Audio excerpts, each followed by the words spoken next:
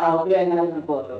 లేదా దూకడం నిర్ణయం చేసుకున్న తర్వాత కాలు ప్రాక్టీషన్ గట్టిగా తాల్సింది అవతల వెళ్ళి కొడుతుంది. కానీ దూకడం మొదలైతే ఒక కాలు పైకి లేదు, ఒక కాలు భూమి ఉన్నప్పుడు మనం దూకలేమా అన్నప్పుడు గట్టి పులిస్తా భూమి పడుతుంది అవతల కాలు. కానీ సగంలో అటు ఇటు ఎక్స్పెరిమెంట్స్ చేసేటువంటి వాళ్ళు కొంచెం 5-6 సంవత్సరాలు టైం తీసుకోవచ్చు వాళ్ళు టీచర్ ఫస్ట్లో కూడా. కానీ ఇప్పుడు ఈ కొత్తగా విలేజ్ కోసం ప్రయత్నం చేస్తున్నటువంటి 4-5 కూడా వాళ్ళ స్కూల్స్ వాళ్ళు పెట్టుకోవాలి. అయితే మా దగ్గర నుంచి ఆ స్కూల్స్కి విద్యా విధానము, సిలబస్, కోర్సులు మొదలైనవి వస్తాయి అని మేము ఏర్పాటు చేసాము. కానీ యూనివర్సిటీలు గవర్నమెంట్ ఏ స్థితిలో ఉందో ఇప్పుడు మేము కూడా ఆ స్థితిలో ఉన్నాం. మా దగ్గర నుంచి ఈ సంవత్సరం ఎక్కువ ఆశించలేదు. వాళ్ళు ఏర్పాటు చేసుకోండి, మేము చేస్తాం. నెక్స్ట్ ఇయర్ మేము ఎక్కువగా ఉంటాం. ఎందుకంటే ఈ 2-3 ఇప్పుడు ఉన్నటువంటి 2-3 కూడా మేము స్టార్ట్ చేయబోతున్న స్కూల్కి మీరు స్కీమ్ పంపుతారా అని అడిగారు. మేము స్కీమ్ పంపేందుకు రెడీగా మాత్రమే ఎడ్యుకేషనల్ డిపార్ట్మెంట్ వాళ్ళు, గవర్నమెంట్ వాళ్ళు చేస్తున్నటువంటి పనులు అప్రతిష్టల గురించి మళ్ళీ మనం చేయడం అవసరం. మీరు ఓన్ సిస్టంతో ఈ ఇయర్కి స్టార్ట్ చేసుకోండి. ఏది బాగుంటుందో భారతీయ బాల శిక్షలకు ప్రీ లిటరసీ ఎడ్యుకేషన్ మొదలైన స్టార్ట్ చేసుకోండి.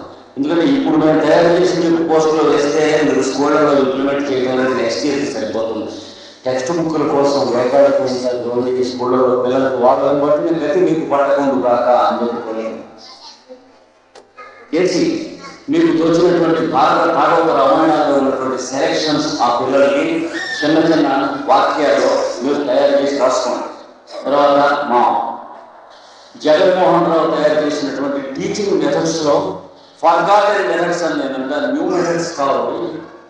ఫర్గాటెన్ రియల్లీ సైకలాజికల్ మెథడ్స్ మళ్ళీ తీసి సంకలనం చేశారు. అది మీ జగన్మోహన్ రావు, వీరయ్య వీళ్ళిద్దరూ కలిసి 2-3-4 గ్రేడేషన్స్గా తయారు చేసి వచ్చే సంవత్సరం మేము స్కూళ్ళకు అందజేయడం కోసం అని చెప్పి మాకు మేత అందజేయండి మేము కోరుతున్నాం. చేస్తే దాన్ని ఎక్కువగా తయారు చేసి మేము ఇచ్చినట్టుగా మొహం పెట్టి మేము అందరికీ తయారు పంపించేస్తాం పోస్టులో. మా ప్రతిష్ట నిలబడడం విధంగా చేయాల్సి గురువులు అంటే అందరూ చేసిన పని వాళ్ళు చేశారని పేరు తెలిసిన గురువు అంటారు. నేను అందరికీ అన్నీ ఇలాంటి కూడా తయారు చేసినది కానీ మేము తయారు చేసిన కావాలని ఇంతవరకు కూడా భాగవత రహస్య ప్రకాశం కృష్ణాచార్యులు రాశారట అంటే నిజం నమ్ముతున్నారు వీళ్ళంతా. కానీ రాసి పెట్టేది గౌరవరత్నాలు కూర్చున్నటువంటి వాడు రోజుకి 2-3 షిఫ్ట్స్ మీద ఉన్నారు. రాసి దాన్ని అతి తీసి పెట్టేటువంటి వాళ్ళు షిఫ్ట్స్ మీద 2-3 కూర్చుని ఉన్నారు. రాసి పెట్టిన దాంట్లో తప్పులు లేకుండా దిద్దడం కోసం ప్రయత్నం చేసిన వాళ్ళు ఉంటున్నారు. తర్వాత ప్రెస్లో దీన్ని మళ్ళీ తప్పులు లేకుండా ఇవ్వడానికి వీళ్ళందరూ కూడా దేనికి పని చేస్తున్నారు అంటే జీతానికి పనిచేయడం లేదు, భర్తానికి పనిచేయడం లేదు. దేనికోసం అంటే భాగవతం కోసం పనిచేస్తున్నారు. వాళ్ళు వర్ణించే ప్రశ్న అంటే తప్ప నేను మీరు కాదు. అలాగే దయాలబాగ్ అంటే అలాంటి వాళ్ళు ఉన్నారు. వాళ్ళు దయాలబాగ్ అంటే తప్ప ఉదాహరణకి బయట స్థిరపడి సత్యనారాయణ దయాలబాబు దయాలబాబులోనే మాట్లాడారు. మనం ఎగటాలు చేస్తాం నమ్ముతాం. ఎందుకంటే మనం అపాపదం ప్రశ్నలో ముందుగా అక్కడ చూస్తే ఎగటాలి ఉంది. చెప్పులు దయాలబాబు బయట ఎక్కడ కొనడు అన్నాడు. ఆ అన్నవాడు కూడా 4 PhD అంటే వదిలేస్తాం. అంటే మనకు అర్హత ఎప్పుడు వస్తుంది అంటే వాడు దయాలబాబు వాడేది దయాలబాబు వాడు తయారు చేసిన చెప్పులు మాత్రమే కొనుక్కుని చిరిగిపోయినా సరే ఇంకొక చెప్పు కొనుక్కోకుండా ఉన్నప్పుడే వాడు ఇంటెగ్రిటీ వస్తుంది. అప్పుడే ఇంటెగ్రేషన్ ఆఫ్ ది నేషన్ జరుగుతుంది. కానీ నాగోళ్ళు 1 గంట రావాలి వెంకట ఊళ్ళో ఉంటున్నాం, సిటిజన్స్గా ఉంటున్నాం, ఓటు ఉంటే కారు తీసుకొచ్చిన వాడికి ఓటేస్తాం లేకపోతే వేయం అన్నటువంటి ఇన్సిగ్నిఫికెంట్ గా వస్తుంది. గుడ్డిగా మూసిన వాడు తెలిసిన వాడు అనేటువంటి మన సోకాల్ ఎడ్యుకేషన్ ఫిలాసఫీ ప్రపంచంలో ఏమీ నడిచేది నిలిచేది దాని వల్ల కాదు. ఎప్పుడు నడిచేది నిలిచేది కూడాను ఎందుకు చేస్తున్నారంటే దానికి సమాధానం లేదు. దానివల్ల లేదు. ఎందుకు భాగవతం ఇంతగా రాసి పెడుతున్నారు?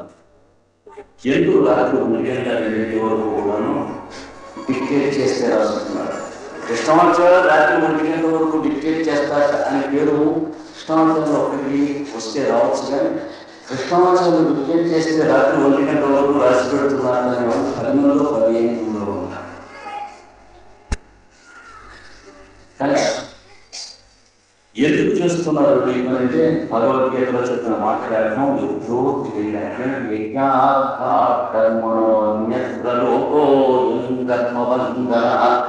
విజ్ఞాత కర్మ అనేటువంటి మాటకి అర్థం ఏంటి అంటే భాగవతం ఒకదానికైనా అలాంటి చేయాల్సింది కాదు.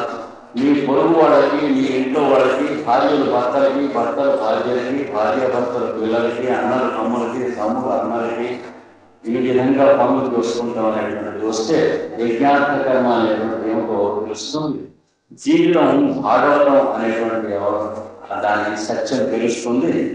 భాగవతమై జీవితము జీవించడం అనేటువంటి మాటకు అర్థం తెలుస్తుంది. ఇలాంటి కాలనీస్ తయారు కావాలని నేను కోరుతున్నాను. ఇలాంటి కాలనీస్ నిజంగా తయారు కావాలంటే సిటీస్లో మనకేం తయారవుతాయి అని అనుకోక్కర్లేదు. సిటీస్లో అయినా సరే మన బజార్లో మనం 10 మంది ఎవరో ఉన్నామో తెలుసుకుని దానికి ఇష్టం ఉన్నటువంటి వాళ్ళంతా కలిసి రోజు ఒక పర్యాయం యోగక్షేమాలు ఒకరినొకరు కనుక్కుంటూ ఉండేటువంటి సద్బుద్ధి పుట్టినట్లయితే దాన్ని మించినటువంటి యోగాభ్యాసం కానీ, దాన్ని మించినటువంటి ఫిలాసఫీ కానీ, దాన్ని మించిన మెడిటేషన్ కానీ ఎక్కడ ఇవన్నీ మనకు అక్కర్లేదు. మీరు మెడిటేట్ చేయండి అని ఎవరన్నా చెప్తే మీరు తనండి.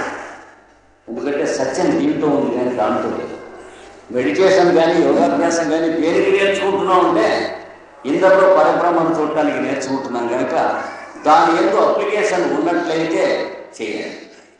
కనుక ఒక వరల్డ్ టీచర్ కానీ, ఒక దయాళువారు కానీ, ఒక గాంధీ గారి సబర్మతి ఆశ్రమంలో, గాంధీ అంటే కాంగ్రెస్ కాదు, గాంధీ గారి సబర్మతి అని ఉంటుంది. ఇద్దరు ముగ్గురు నలుగురు 10 ఉన్నారా వాళ్ళు వాళ్ళ దగ్గర నేర్చుకునేటువంటి అంటే త్వరపడి పెడితే నేర్చుకున్నాం. పొరపడకుండా ఇతర దేశాల్లో యోగాభ్యాసం ఎలా నేర్చుకుంటున్నాము మనం కూడా ఒకనాడు మన పిల్లలకి ఎలా నేర్చుకున్నాను. స్కూళ్ళలోనూ కాలేజీల్లోనూ కంపల్సరీ చేసే దమ్ము మన దగ్గర వేరే పాశ్చాత్యులు వచ్చి దాకా వెయిట్ చేద్దాం. ప్రయత్నం ఎవరు చేయరు, చూసుకోరు. మీ గ్రామంలో మీ స్కూల్లో మాత్రం కంపల్సరీగా యోగాభ్యాసం. యోగాభ్యాసం అంటే కొన్ని ఆసనాలు, కొన్ని గేమ్స్ నేర్పండి. అయిన తర్వాత స్నానం చేసి వచ్చి కూర్చున్న తర్వాత రెగ్యులర్ డిసిప్లిన్ నేర్పండి. కూర్చుంటామంటే మనం ఎక్కడికైనా వెళ్తే సభల్లో వాళ్ళు ఎలా కూర్చుంటామో అలా కాకుండా ఒకే వరుసలో క్రమబద్ధంలో ఎలా కూర్చుంటారో అలా చెప్పండి. గేట్ల దగ్గర, ద్వారబంధాల దగ్గర కాళ్ళు దాచుకుని కూర్చోకుండా నేర్పండి పిల్లలకి. గేట్లో లోపలికి ఎంతమందైనా రావడానికి వీలుగా ఉండేట్టుగా నేర్పండి, కూర్చున్నట్టుగా నేర్పండి. నిశ్శబ్దంగా వాళ్ళు ఉండి ఇతరులని కోపడకుండా నిశ్శబ్దంగా వచ్చేటట్టుగా నేర్పండి. వాళ్ళు మొక్కలు వేసి పెంచడం నేర్పండి. అంతేగాని వాళ్ళకి ఫ్యాక్టరీలు ఏమి ఉన్నాయి, వాళ్ళకి వడ్డాలు దేంతో తయారు చేస్తారు ఇలాంటివి నేర్పలేదు. అలాగే ఎలక్షన్స్ జరుగుతాయి, అందులో సభ్యులు ఉంటారు, ఎన్నికలు జరుగుతాయి. ఎందుకంటే వాడు సూటిగా ప్రశ్న వేస్తే మనం చెప్పగలిగింది, ఎక్స్ప్లెయిన్ చేయగలిగింది కూడా ఏమీ లేదు. నానా ఎలక్షన్స్ అంటే ఏమిటని అడుగుతారు. 7వ సంవత్సరం 8వ సంవత్సరం కూడా. ఎందుకంటే వాడు వేసిన టెక్స్ట్ బుక్లో ఈ దిక్కుమాల విషయాలన్నీ రాసిన పెంచకుండా గురువులు చాలా ఉన్నారు. ఎలక్షన్స్ అంటే ఏమిటి అడిగితే ఎన్నికలు కానన్నా లేదు అంటే ఏమిటో. అందుకని most unpsychological and peaceful and backward methods use చేస్తున్నాం ఎడ్యుకేషన్లో తీసేట. మన పిల్లలకి ఏది ఎడ్యుకేషన్ అని మనం త్రికరణ శుద్ధిగా మనసానో అని ఇచ్చేటువంటి పుస్తకాలు తయారు చేస్తున్నాం. నా పేర అందరికీ పంచుతాను. ఇదిగో ఇది స్కీమ్ అంటే చేసేది మీరు పేరు కాదు, తప్పకుండా చేస్తాం. అంటే మీరందరూ మా జగన్మోహన్ రావు తయారు చేసి ఇచ్చినట్టు, మా వీరయ్య తయారు చేసి ఇచ్చినట్టు ఇప్పటికి దాదాపు 7 సంవత్సరాల కింద వీరయ్య కొన్ని పుస్తకాలు తయారు చేసిన చెప్పి తన సొంత వార్తలను రచించారు. వీరయ్య హ్యాండ్ రైటింగ్ కూడా చాలా బాగుంది. ఆ పుస్తకాలు నా అనుభవంలో ముట్టబోతున్నాయి. అంటే ఏదన్నా పుస్తకం ప్రస్తుతం వస్తే వీరయ్య సంకలనం చేసి ఇచ్చాడని ఎవరికి గుర్తం, కృష్ణాచార్యులు పబ్లిష్ చేశాడని గుర్తం. అందుచేత మీరు 10 మంది అలాంటి పుస్తకాలు తయారు చేసి పైన మీ పేర్లు లేకుండా నాకు పంపించండి. వాటిని కరెక్ట్ చేసినట్లుగా చేసి ఎడిట్ చేసి నేను నా పేరు పబ్లిష్ చేస్తాను, మీరందరూ స్కూళ్ళలో టెక్స్ట్ బుక్స్గా పెట్టుకోండి. తొందరగా మాత్రం మీ చదువు మీరు తయారు చేయండి. భాగవతంలో నుంచి కొన్ని పద్యాలు మాట తప్పకుండా చదవాలి. మహాభారతంలో విదుర నీతి మొదలైనటువంటి ఉన్నాయి. అది మా పైతరం వాళ్ళు నేర్చుకునేవాడు. మాకు మీరు మీకు ఇది తరం వాళ్ళకి. ప్రాచీన భారతీయ వృక్షశాస్త్రము, జంతు శాస్త్రము, భూగోళము, ఖగోళము మొదలైన వాటిలో చిల్డ్రన్స్ బుక్స్ రాసుకునేందుకు ప్రయత్నం చేయండి. దానికి కావలసినటువంటి రూడిమెంట్స్ కావాలంటే ఒక నెల రోజులు ఎవరైనా కూర్చుంటే నేను డిక్టేట్ చేస్తున్నాను. మళ్ళీ చెబుతున్నాను అన్నమాట. ప్రాచీన భారతీయ ఖగోళ శాస్త్రం, ప్రాచీన భారతీయ భూగోళ శాస్త్రం, జంతు శాస్త్రం, వృక్షశాస్త్రం, పదార్థ విజ్ఞాన శాస్త్రం. అయితే మోడర్న్స్కి లేవా అని మీరు అడగచ్చు.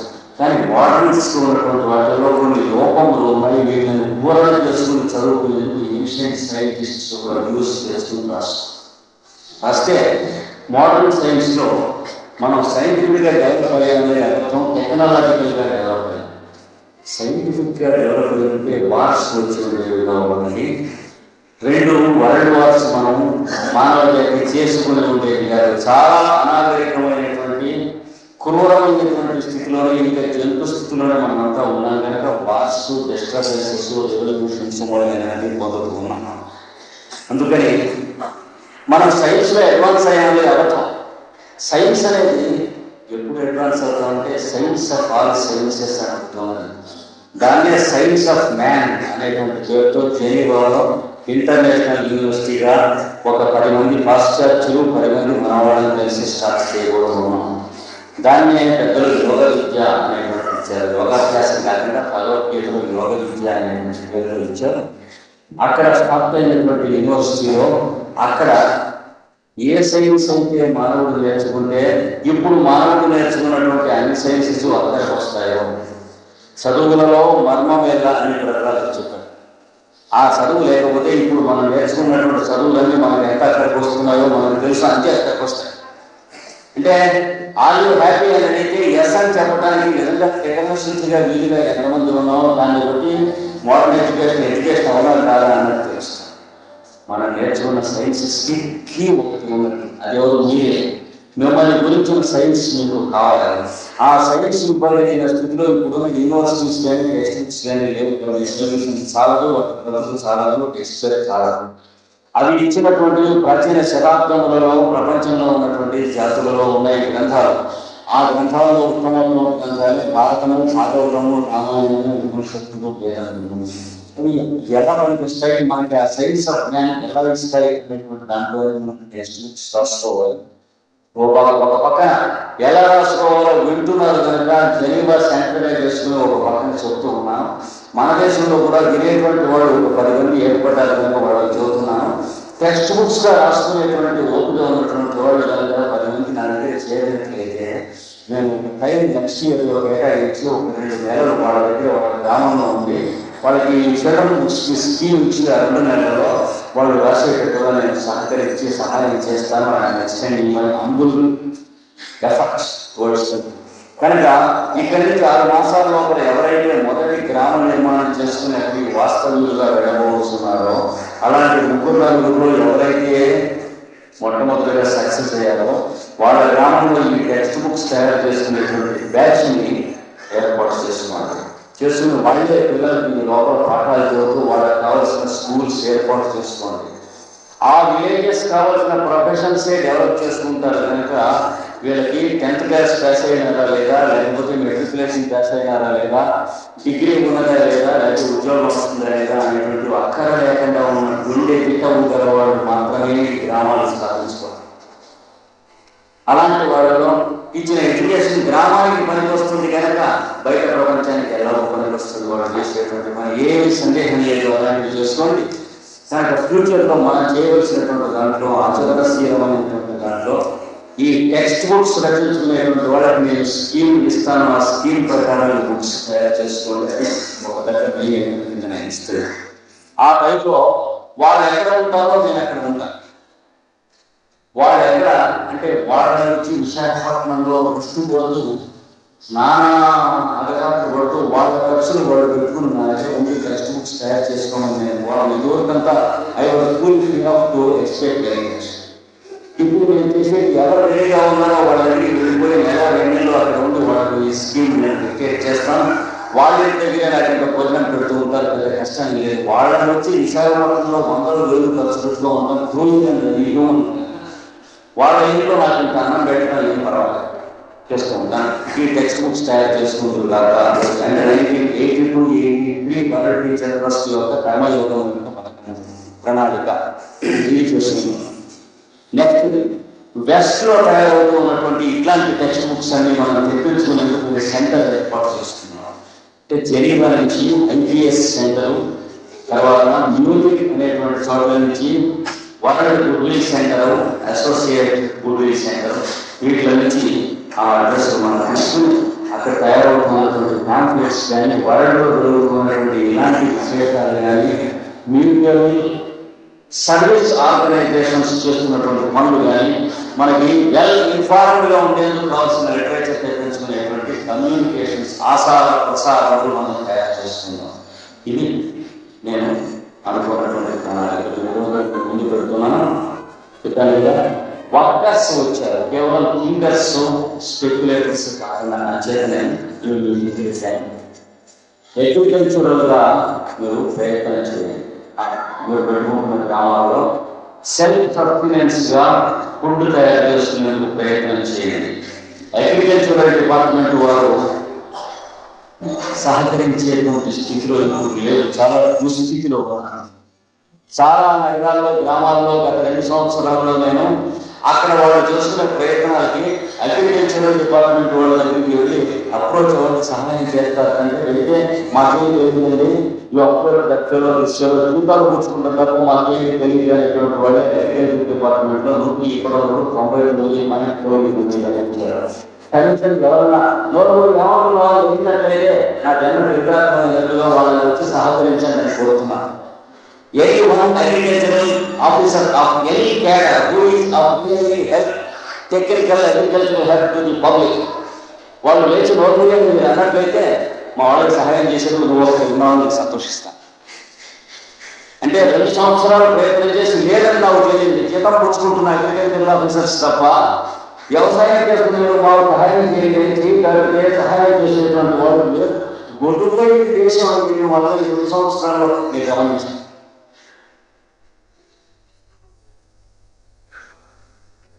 మీ దేవాలయాల్లో నిర్మాణం చేస్తాం. మీ దేవాలయాల్లో మీరే షోడశోపచార పూజా విధానం చేస్తాం. మీరే సమయంలో వేళలు ఏర్పాటు చేసుకోండి. మీ దేవాలయాల్లో ఆదాయం లేకుండా చేసుకోండి. ఆదాయం ఉంటే ఎండోమెంట్ వాళ్ళు కొట్టేస్తారు దేవాలయాన్ని. అందుచేత ఎండోమెంట్ వాళ్ళు ఎప్పుడైతే కొట్టేస్తారో దీపం పెట్టేందుకు కూడా సౌండ్ కూడా డబ్బులు ఉంటారు. దేవుడు కూడా డబ్బులు పంపితే ఇలాంటివి వస్తాయి. డబ్బులు దేవుడికి కావాల్సింది మీకు నేను నాకు మీరు కావాలి కనుక అలాంటివి ఏర్పాటు చేస్తుంది.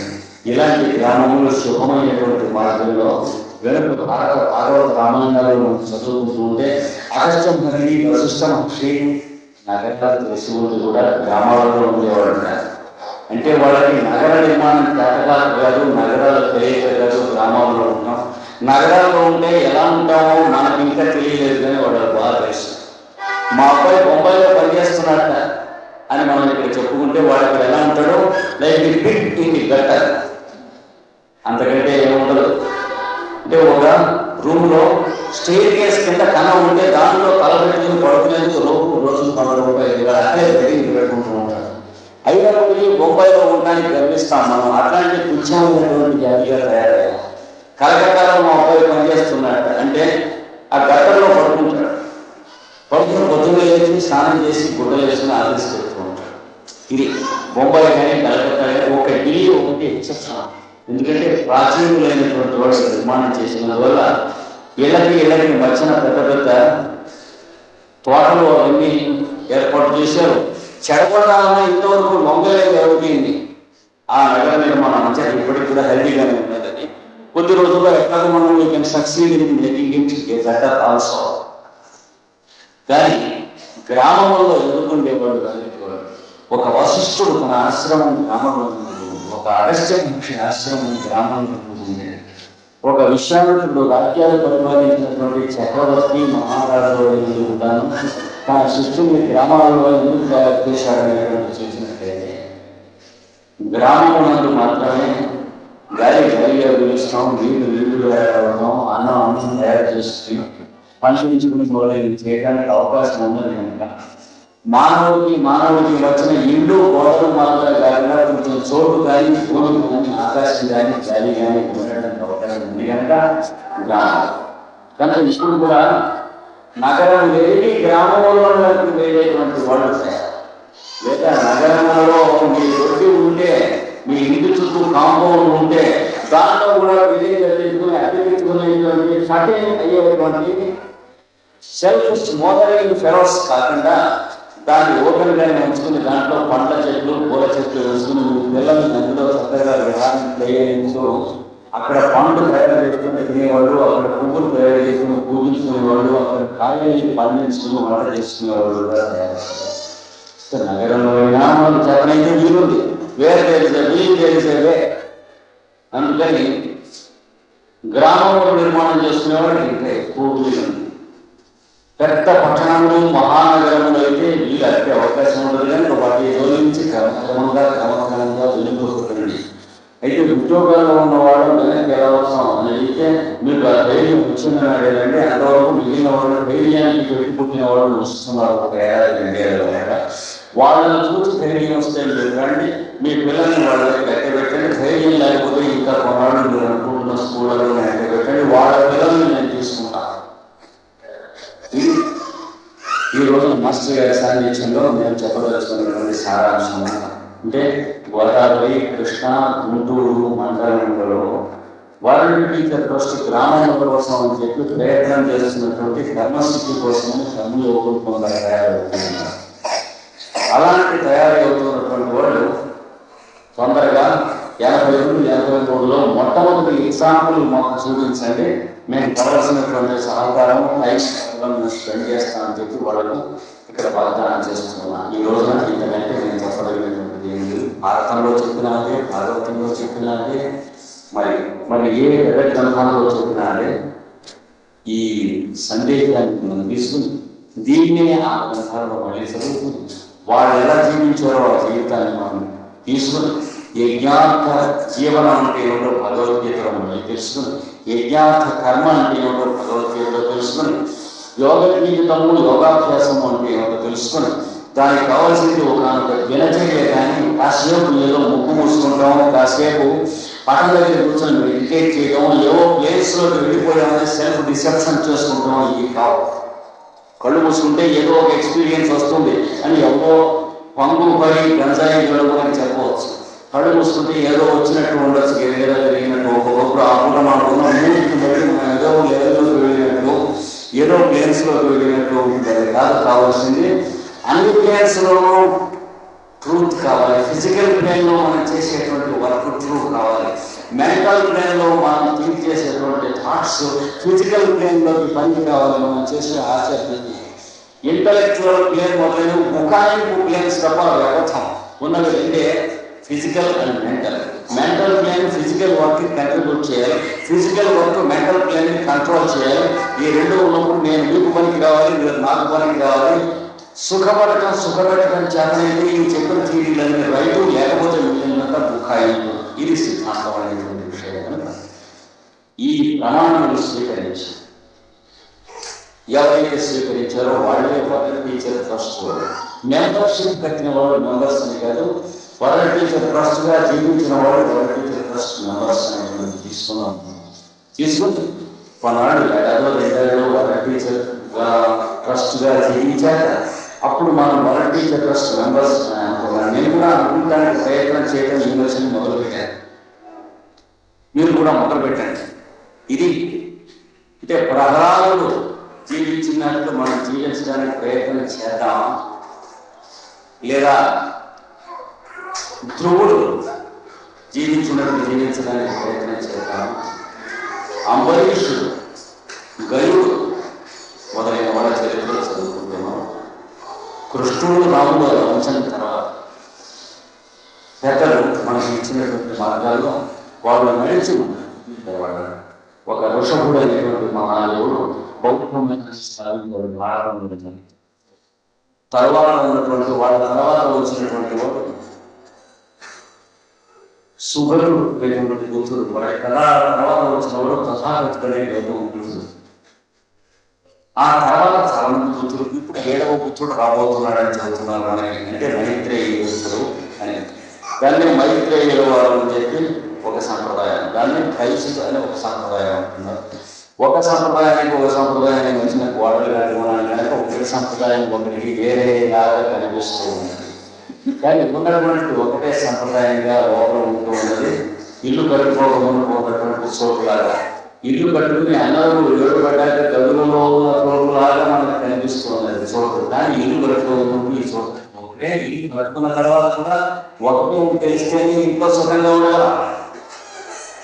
కనుక పరమ భాగవతత్వములైనటువంటి వాడు మృగగయ అంబరీషాదులు, ప్రహ్లాద నారద పరాశర పుండరీకాలు, ధ్రువుడు మొదలైనవాడు, ఋషభదేవుడు మొదలైనటువంటి బుద్ధులు, జడభరులు మొదలైనటువంటి మహానుభావులు వాళ్ళు ప్రపంచానికి ఇచ్చినటువంటి ఏంటంటే the art of living and the science of life వాళ్ళు ఇచ్చారు. శరీరం వదిలేక ఏం జరుగుతుంది అంటే లైఫ్ ఆఫ్టర్ డెత్ ఇలాంటి యూస్లెస్ స్పెక్యులేషన్స్ వాళ్ళు చేయలేదు. అంటే మోక్షలోకాలు ఎలా ఉంటాయి, నరకం ఎలా ఉంటుంది, స్వర్గం ఎలా ఉంటుంది, ఇలాంటి అర్థమైన విషయాలు చేయలేదు. కళ్ళు మూసుకొని యోగాభ్యాసం చేసుకుంటే అరప్లేన్స్ లో ఎక్స్పీరియన్స్ వస్తుందా లేదా అనేటువంటి పిచ్చి గుటగా ఉండినటువంటి సిద్ధాంతాలు వాళ్ళు చెప్పలేదు. They are out and out practical. కళ్ళు మూసుకుంటే ఏం కనిపిస్తుందో కళ్ళు తెలిస్తే కూడా అదే కనిపిస్తే సత్యం అన్నారు. కళ్ళు తెరిస్తే ఒకటి, కళ్ళు మూస్తే ఒకటి కనిపిస్తే ఇది జగత్తును, అది బ్రహ్మను, ఇది మిథ్యా, అది సత్యం. 2 కళ్ళు మెళ్ళకన్నా ఉంది కనుక ఇది అది కలవదు. బ్రహ్మ సత్యం, జగన్ మిథ్యా. కళ్ళు తెరిస్తే జగన్ మిథ్యట, కళ్ళు మూస్తే బ్రహ్మ సత్యం అంట. మురికంగా తెలియకుండా ఎలా ఉంటాడు? శాశ్వతంగా మూసుకున్నదాకా బతుకు. కన్ను మూసుకునే బతకాలి, తెరిచైనా బతకాలి. కానీ మనం కన్ను మూస్తూ కన్ను తెరుస్తూ బతుకుతున్నాం కనుక ఇది జగత్తు, అది పరబ్రహ్మ అనేటువంటి ఆ మధ్య ఉన్న కన్నం ఉంటుంది చూడండి. సర్దుకుంటే జగత్తుగా దేన్ని మనం చూస్తున్నామో అదే పరబ్రహ్మముగా మనకు తెలిసేటువంటి సమయం రావాలి. పరబ్రహ్మే జగత్తుగా కదులుతూ ఉందని తెలియాలి. పరబ్రహ్మ జగత్తుగా ఎన్ని దిగి వస్తాడు అని మనం వాటి తరఫున నామంగా ఫీల్ అవ్వలేదు. ఈ నడుస్తూ ఉన్నటువంటి జీవరాశులలో స్త్రీలు, పురుషులు, పెద్దలు, పిల్లలు కానీ పరబ్రహ్మ యొక్క లీలాలయ స్వరూపములు తెలియాలి. మనం చేస్తూ ఉన్నటువంటి సేవ వాటికి అని తెలియాలి. ఎవరికైనా ఆకలిస్తే మనం అన్నం పెడితే వాడి పరితృప్తి జరుగుతూ ఉండడం కోసం మనం పూజ చేస్తున్నామని తెలియాలి. కానీ వీడి ఉద్యోగం కల్పించాము, వాడికి అన్నం పెట్టాము, ఇట్లాంటి కుక్కలు గుర్తుంటుంది. ఇది మనకు పెద్దలు చెప్పింది. ఎవరు చెప్పినా అదే మార్గం చెప్పారు. ఆ మార్గాన్ని వెళ్తూ ఉన్నాను కనుక వరల్డ్ టీచర్ ట్రస్ట్ కూడా రైట్ అని మనం అనుకోవాల్సి ఉంటుంది. కానీ వరల్డ్ టీచర్ ట్రస్ట్ కాబట్టి ఇది రైట్ అని ఉండదు. ఏ మార్గమైనా అంతే, రామకృష్ణ మిషన్ అయినా అంతే, థియాసఫీ అయినా అంతే, ఏదైనా కూడా రైట్ ఎప్పుడంటే పెద్దలు వెళ్ళినటువంటి మార్గాన్ని మనం పెడుతున్నాం కాబట్టి ఆ పెడుతున్న దాంట్లో నిరపాయమైనటువంటి ఉపాయం నడుస్తూ ఉంది కాబట్టి ధర్మార్థ కామములు అనేటువంటి త్రివర్గములు ధర్మోత్తరముగా జీవితంలో నడుస్తూ ఉన్నాయి కాబట్టి మార్గం పరిగణిస్తుంది. అంటే మనం చేసే ఉద్యోగం ఎందుకు? జీతం కోసం. జీతం ఎందుకు? మనం కావాల్సిన వస్తువులనే కొనుక్కుని ఇల్లు వాటిని కొనుక్కోవడం కోసం. కానీ జీవిత పరమావధి మనకు కావాల్సిన కొనుక్కుంటాం అనేటువంటి పతనం తప్పదు. జన్మం లేచత్వాన్ని పెడుతుంది. దీన్ని కామోత్తరమైన జీవితం అంటారు. అప్పుడు మన మార్గం తప్పని తెలుసుకోవాలి ఎవరైనా సరే. అలా కాక మనందరికీ ఇల్లు, వాకిలి, వస్త్రము, అన్నం లేని ఎందుకు అంటే ఈ శరీరాలు నిలబడటానికి. చుట్టరికాలు ఎందుకు అంటే పరస్పరత్వం నిలబడటానికి. అవి నిలబడటం ఎందుకు అంటే ధర్మార్థ కామంలో మళ్ళీ ధర్మం ఆచరిస్తూ ఉంటారు. ధర్మం ఆచరించడం ఎందుకంటే అర్థము, ప్రయోజనము నెరవేర్తానికి. అర్థం నెరవేరడం ఎందుకంటే ఈ కామములు తీరటానికి. కామములు తీరడం ఎందుకంటే ధర్మం ఆచరిస్తూ ఉండటం కోసం అక్కడికి వచ్చి ఆగారు. అంటే ఉద్యోగం చేయటం ఎందుకంటే జీతం రావడానికి. జీతం రావడం ఎందుకంటే పొట్ట గడవడానికి అని ఆగకూడదు. అడిగితే పతనం చెందుతాం.